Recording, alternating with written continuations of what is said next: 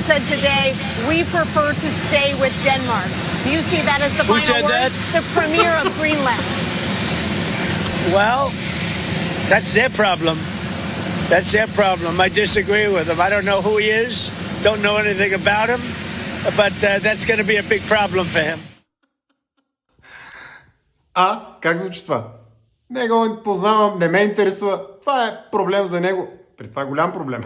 Момчета и момичета, добре дошли в новия свят. Всъщност не е новия, това е стария свят. Светът, в който не доминира силата на правото, а правото на силата. И Доналд Тръмп абсолютно спокойно и нормално обяснява как и по какъв начин ще се управлява света. Не, че до сега не беше така, но международното право служеше като някакъв вид параван.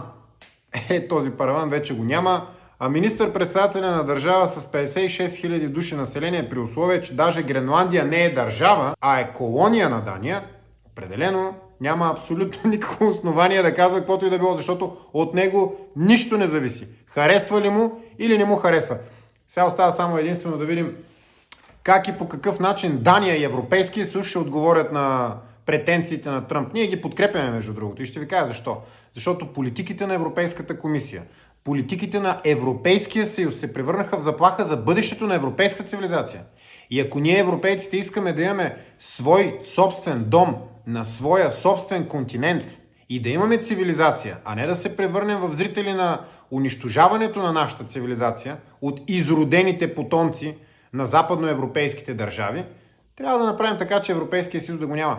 В момента, както виждаме, Доналд Тръмп, или както го наричаме ние в България Чичо Дончо, очевидно и работи срещу Европейския съюз. Старата римска сентенция гласи: врагът на нашия враг трябва да бъде наш приятел. Така че давай, Дончо, ние сме с теб.